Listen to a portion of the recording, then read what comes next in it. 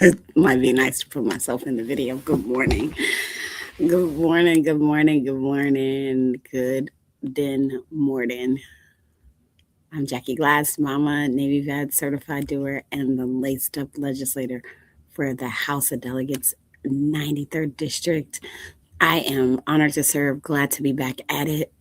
I'm on my final week of legislative session. And I'm really excited to sort of try, not to sort of try, but to at some point give you all um, uh, an update, an update on all the things that are happening. For those of you who have or new to this, I'm state representative in the Commonwealth of Virginia, and we are currently in legislative session. This is that time of year where we are doing the lawmaking process and trying to show up for folks in a way that matters most. Um, that matters most. So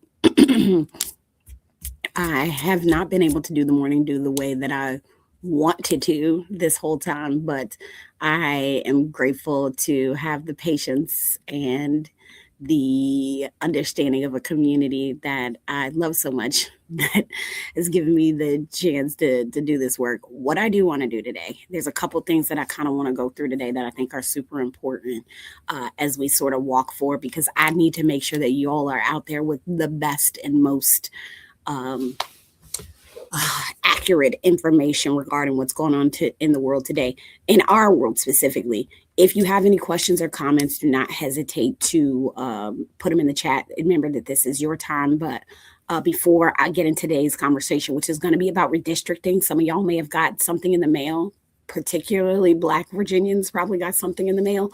But next Tuesday, March 17th, I'll be having a information session on water and power. This was something we were supposed to do last week, but our schedules kind of got wonked up. And then what's funny is like I was supposed to do it, and then 3 days later, I see the news stories on this exact same thing on water and power. I have received, since I've been in session, a tremendous amount of emails, calls about water bills and power bills. And so I decided, like, because I don't have all the answers, and just for you all to know, like, the water is locally controlled, and managed. The power, that is where I, as a state representative, have some push and pull because we regulate the power company. So got a local representative from HRSD for us, and for those, it's Hampton Roads Sanitation District. For folks that don't know, that is down in the Hampton Roads area. And then someone from Dominion Energy will be on with us. All of it will be broadcast live the same way that we do this. So you'll be able to put your questions, your comments in the chat.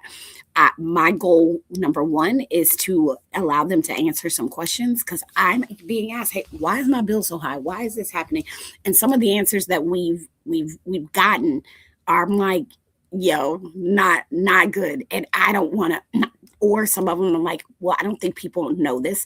So I want to give them the chance to answer to you all, and then be able to move forward. Because I feel like I'm in the same position in a lot of ways you are. Thank you. I love getting haircuts. Someone says nice buzz. Good, thank you.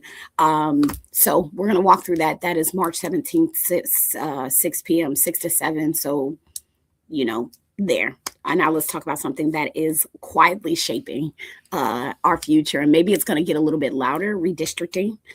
So if you haven't heard the word redistricting, then it needs to be in your repertoire. And I want to take some time on this particular topic because there's been a lot of confusion. One moment. That's my alarm. There's been some confusion. I'll make sure I turn this off. There has been some confusion and misinformation, and quite frankly, political theater around what the referendum Virginians. So if you're in Virginia, I know everybody's not in Virginia, but there's been some confusion about what it actually does. So let me break down what redistricting is. Redistricting is a process of drawing boundaries for congressional districts. And you probably heard the word like gerrymandering a lot, because that's when people draw districts all crazy just to have what they want or the people that they want. That is a whole thing. That's a whole thing.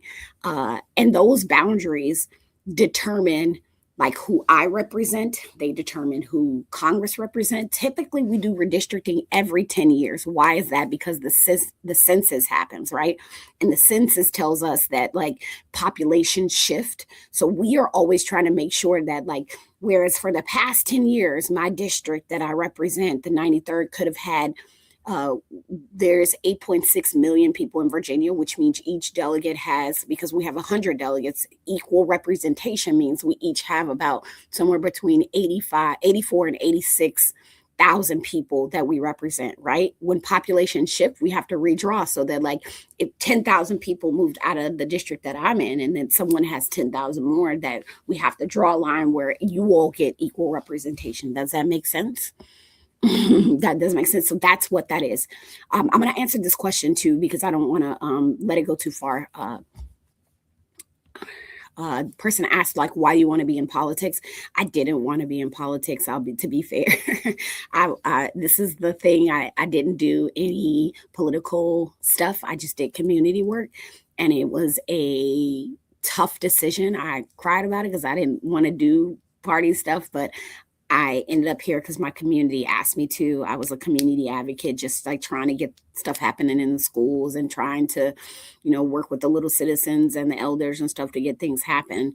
What I did realize is that my community saw something in me that I did not see in myself.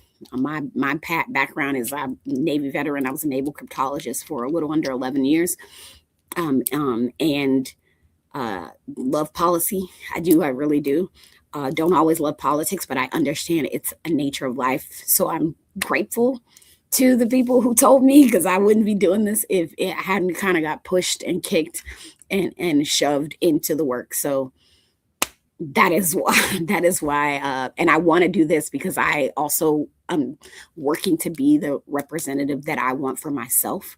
And I really enjoy that because it's hard, but it's fulfilling. And the biggest part of the work that we do is I've got principles: educate, advocate, celebrate, legislate.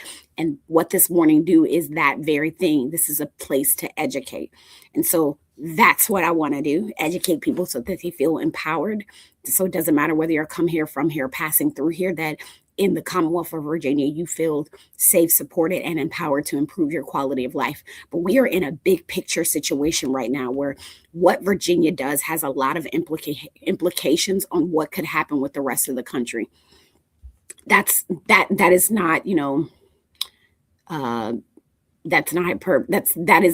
is real. So redistricting, guys, thank you for already voting. Yes, I appreciate you so much. For 235 110 10, like that's a part of it. So here's the education piece. Like I said, the census is about population shift. It's how we draw our boundaries just to make sure that there's equal representation. One representative should have 5,000 people, another shouldn't have 10,000 people. However, politicians, not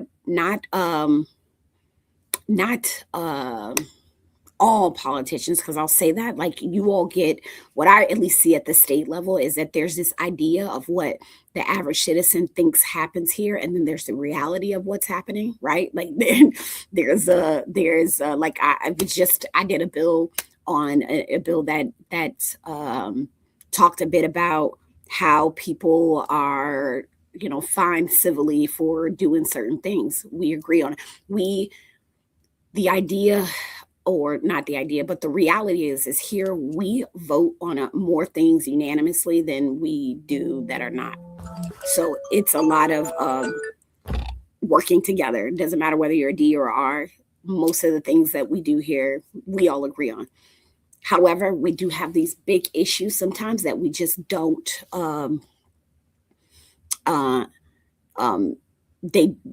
we do have big issues like that you can count on two hands maybe that we just don't agree on. So to that point, Redistricting usually happens every 10 years when we do the census. So make sure you do your census because it decides your representation, it decides where your hospital goes, it decides your funding of where you live. All of that is really freaking important.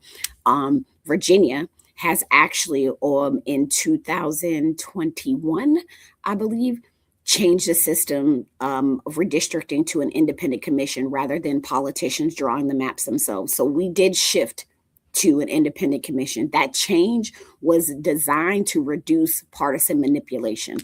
Several states across the country have actually are seeing something unusual, though, right?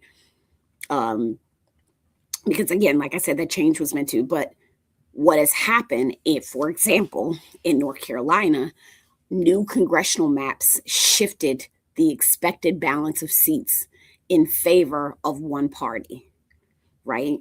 And that was done because the commander in chief asked for it, right? Change the maps so that I can have certain seats because I want the legislature. What I think sometimes folks forget is that we are co-equal branches of government, right? Like I don't work for the governor doesn't work for me, and I don't work for the judges don't work for me. It really is a check and a balance. And that's the same thing at the federal level.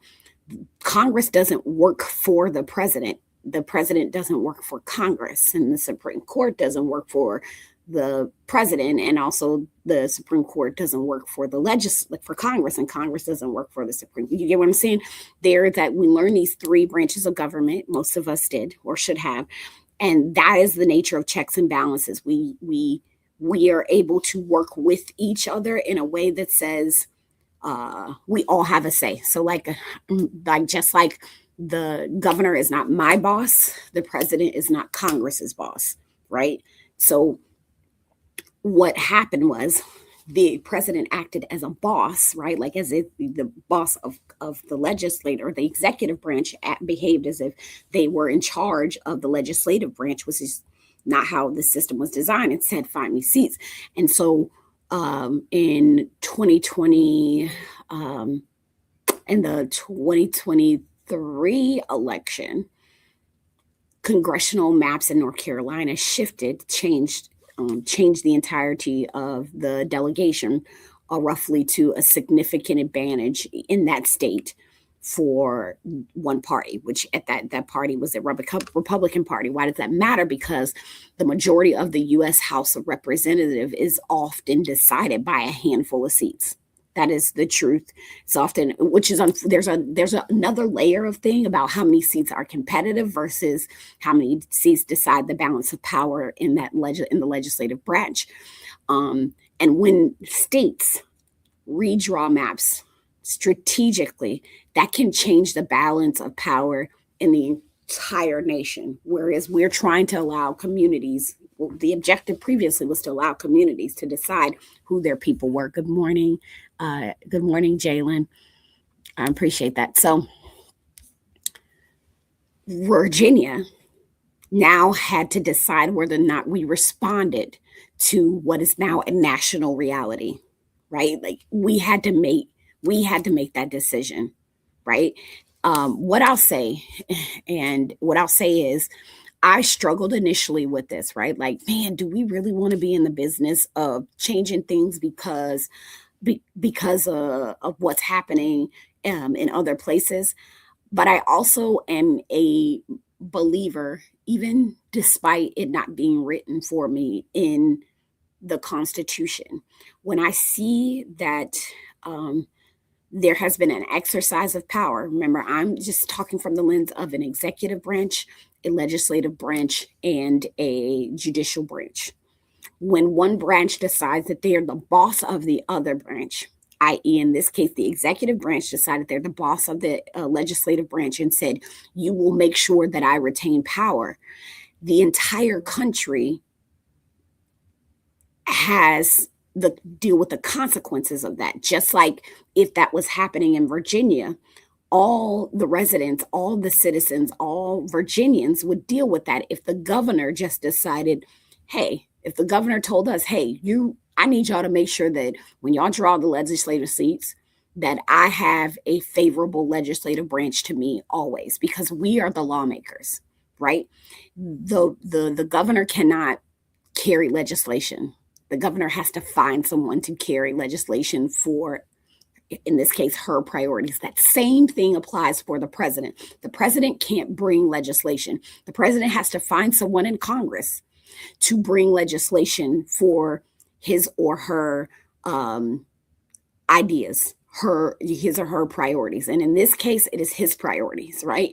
That's across the board. And then the judicial branch ensures that those laws that we make at the legislative branch are carried out in the manner which they were intended, which is why it's an iterative process. We are working, I'm just saying, checks and balance. So the imbalance of power, because you have an executive branch that is saying that they are the boss of the legislative branch, the entire United States has to deal with those consequences.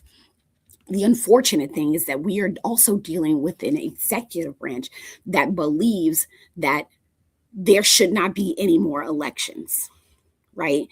And I told you guys, I was a cryptologist, so I was in the intelligence field, and a lot of what we learn and talk about is how operations affect the ability of a country to do whatever, right? So there are a lot of countries that, or areas, well, I'll say AORs, area of responsibilities that I've been in, that have elections but do not have elections. Russia, for example, they have elections, but it does not matter because the president has decided there that we will make it look like it's the illusion of choice, but I will always win. And I don't want to be like any country that is like that. And you can also, because I don't have a lot of time here too, because I've got, I'm still in legislative session, but take a look at those countries that have the illusion of choice. And so these United States, every state has to choose how they participate. Do they participate and exercise their power? Because by the 10th Amendment, states have the powers to draw their maps, to determine what businesses can do, states have a lot of power, right? And I understand why this is such a difficult topic to sort of walk towards, because guess what, y'all? The last time we were talking about what a state's rights to do, we had a civil war, and that was over the enslavement of other human beings, right? That fight was that. So to say the word state's powers, like our state's power can trigger this, like, oh my God, are we walking back down this thing? And the reality of it is that if states don't exercise their power to make sure that the United States continues to have elections, true elections, that we do not turn into that we do not submit to authoritarian style leadership. And these are, like, I need folks who don't understand to look this up by definition and also look at the historical context. I feel like one night I just want to do a history lesson on how play by play you can see where this the executive branch is leading these United States to. They would much rather have the United Countries of America and then rule the countries. And that is not what I think most Americans want. Some of them do, and to each his own, but not me, right? I'll get to that question. So here's what we decided. Virginia was like, yo, we want to do something about it. Like, we are not about to sit back here and just like watch this happen, because I know, again, if you were here in the beginning, I'm the person who was like, look, I didn't do no party politics for this. But once I did join a party, what I always heard is like, Dems are soft. They don't never fight back. They just let them do. There was an appetite for like, when will y'all meet fire with fire? Because you're getting burnt up.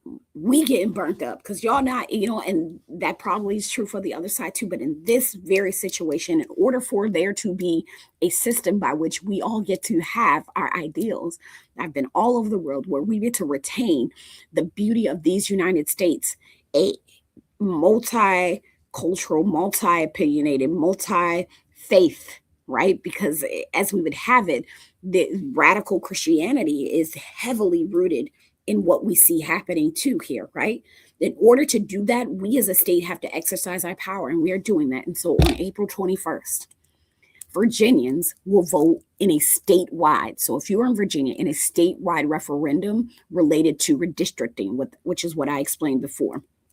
The question is going to be as to whether or not Virginia, whether or not we should temporarily allow the General Assembly, the legislative branch, right, to redraw congressional districts before the 2026 election, and then return to the independent redistricting system after the next census cycle. Because I say again, what we have nationally is an executive branch who is believing that there should be no checks and balance, that they should be the sole check and balance, and telling states to counterbalance to make sure that they retain the control of the legislative branch, period, point blank.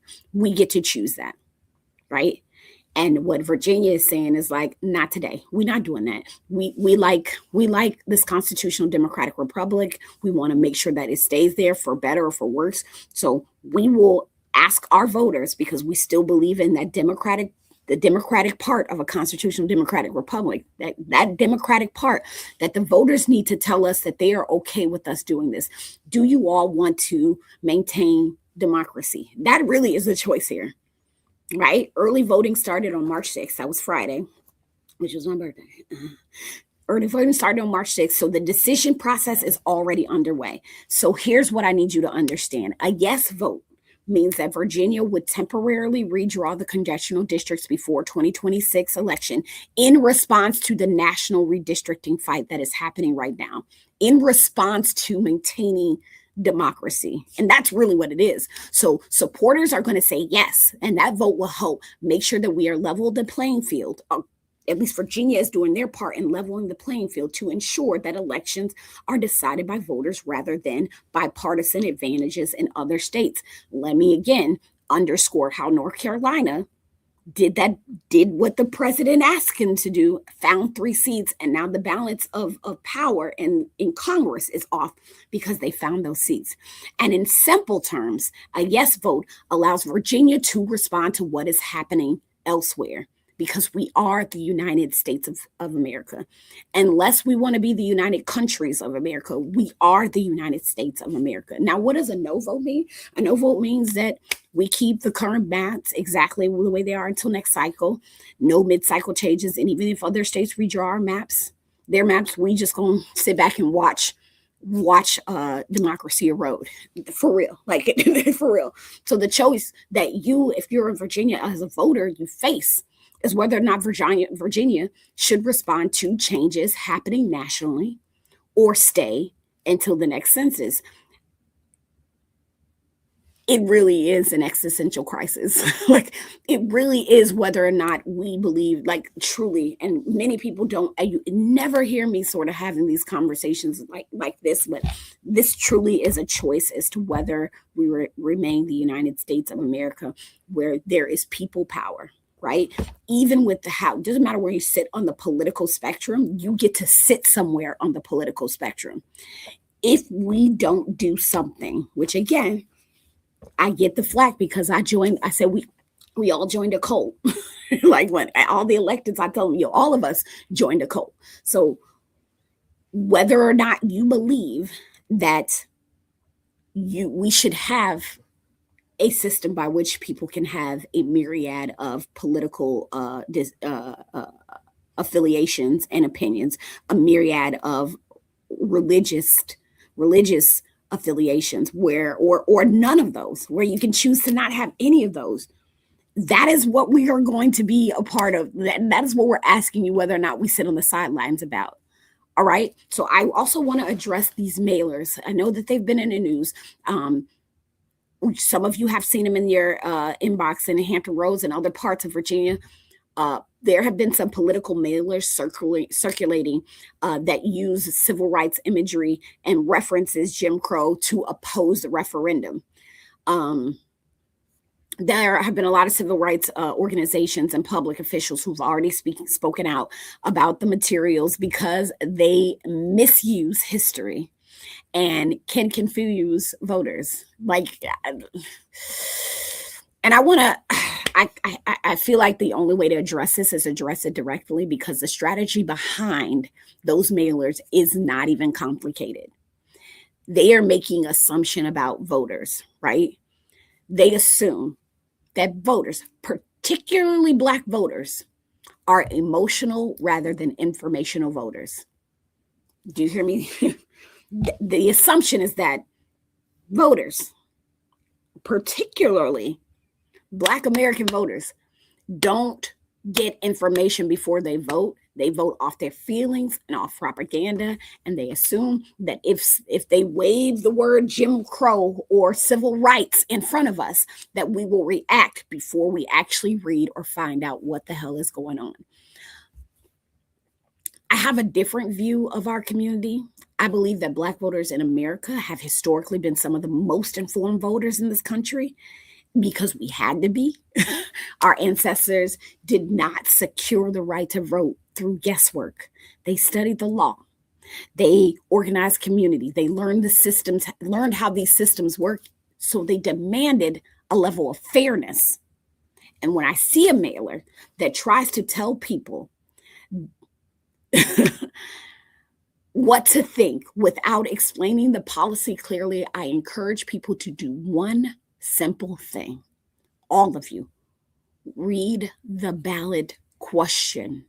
Understand exactly what it says. Ask the questions, look at the facts, make your decision. Ultimately, you are the one who's going to decide yes or no.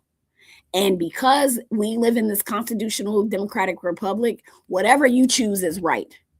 I would like you to retain the right to do that, which is why I'm asking you to vote no.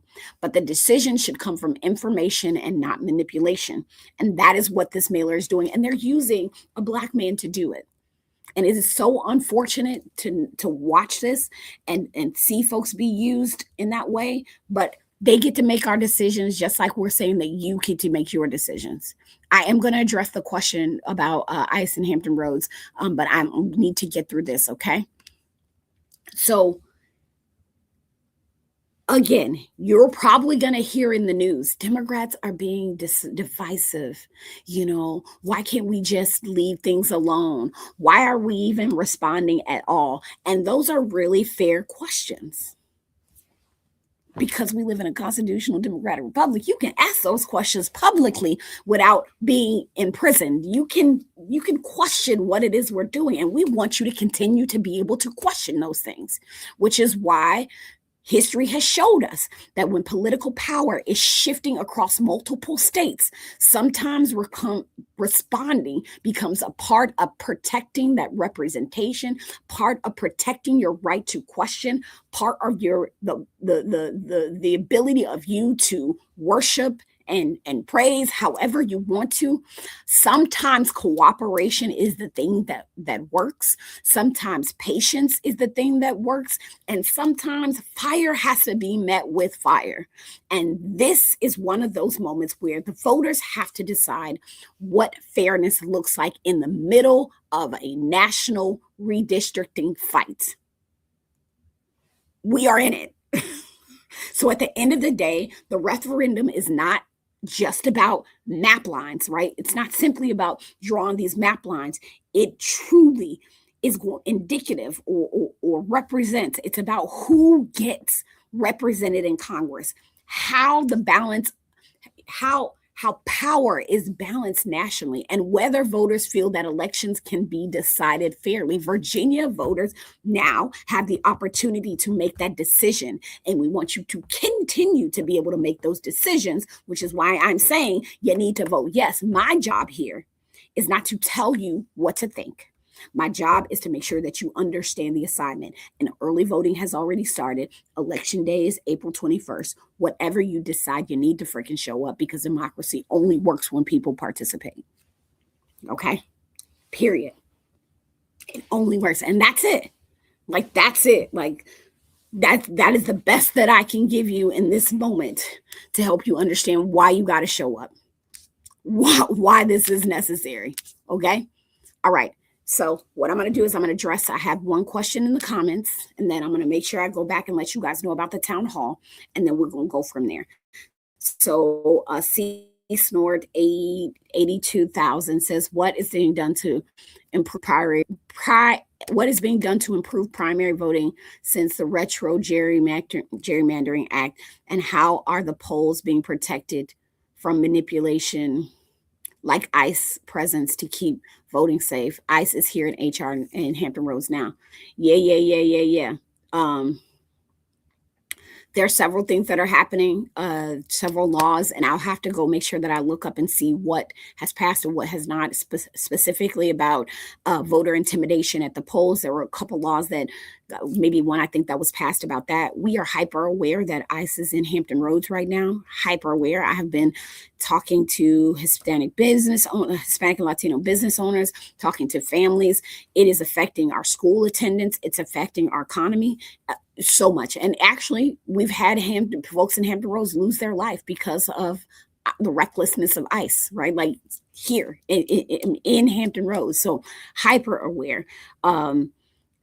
I will get that bill number and try to get that out to you. If you could, like, my office is deljglass@house.virginia.gov. I'll say that again, deljglass@house.virginia.gov, so that I can at least give you the bill number that talks about keeping people safe while they're voting, period. We don't want any voter intimidation, period.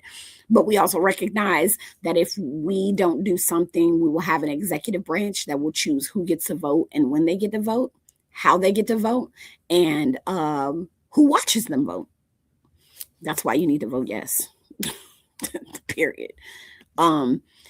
Before I close up, I do want to do a little reminder. Show up in those J's. I got J's on today. Yes, I do.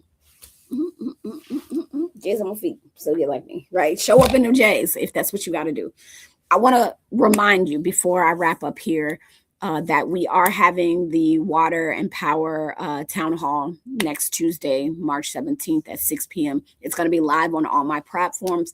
We're going to be talking about the rising power bills and what's driving the cost and like what you all can do about it. There will be representatives from Dominion Energy and as well as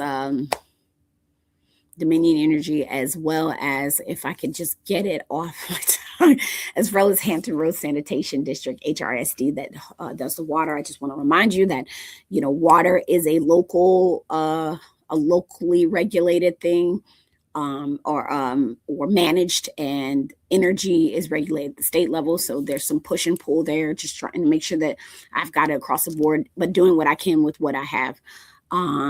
Because if there's something affecting the daily lives of our people in the community, then we need to figure out, talk about it, find out what the heck's going on, and try to do something about that. And I do hope to see you all there next Tuesday. I hope that you stay informed. I hope that you stay engaged. I hope that you vote yes. I hope you keep doing the work because, the work is village work, and village is a verb. It is an action. It is a thing that we choose to do every day. And I know that certified doers understand exactly what that means. All right. Let me make sure I don't have any other comments or anything. I didn't miss anything. Thank you so much. Are there any other questions, comments, concerns, anything that you want? All right. So with that, I have 3 more days of session. We have today, we have tomorrow, and yes, we work on Saturday. Saturday is our last day of session, and the work will maybe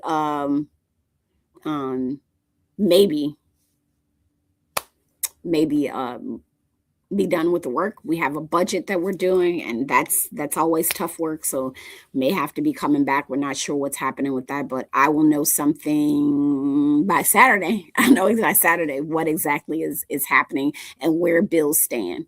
Thank you, David James. I know you said, sorry, my DIY. Yeah, I'm going to work really hard on that bill, the right to repair, getting you to be able to repair your own stuff. So I do my best. I do my best there. But until then, y'all be kind to yourself. Drink water, you're a flower, right? You're living things. You wouldn't purposely kill a plant, would you? Not on purpose, so don't do it to yourself. Don't do it to yourself. Yep, don't do it to yourself. Yep. Oh, I love this. Kay Willie always saying join a commission. We are in an opportunity where the state boards, commissions, and authorities, there are also some local things where if you got some expertise, join a commission. If you go to the Secretary of the Commonwealth commission page, there's a laundry list of commissions that you can join, as well as local level has some as well. Oh, I love free Caraway. Thank you so much. I appreciate your support and want to echo that. Oh, BZ, so good to see you this morning. I hope to see you after session two. Genuinely, because it's been an interesting ride here. I'll be happy to just to manage expectations. I'm excited to get back home. I will probably take maybe like a week or so off. It's been nonstop. I think you might be able to hear it. I can hear my voice dragging. It's been nonstop since January, long days and nights. Which is why a lot of days you guys I've not been able to do the morning due because I've had committee meetings that started at 7:30 or 7:15 where we had to meet at 7 and to have the meeting. It's been work, but this is what I signed up for. This is what I was asked to do, and I'm going to try to do my damnedest to do my best job. My biggest flex is that I have you all to give me information, to hold me accountable, to tell me what's going on. So I really, really, really appreciate. I really do appreciate you all and the time that you take to spend here these mornings. Beautiful thing. Glad that you got a chance. David James says chatted with Kim Sutter. Yeah, she is the chair of the Planning Commission, which is really cool to know that they're great humans doing the best that they can do across the city. And great humans, by that I mean you all too. All right.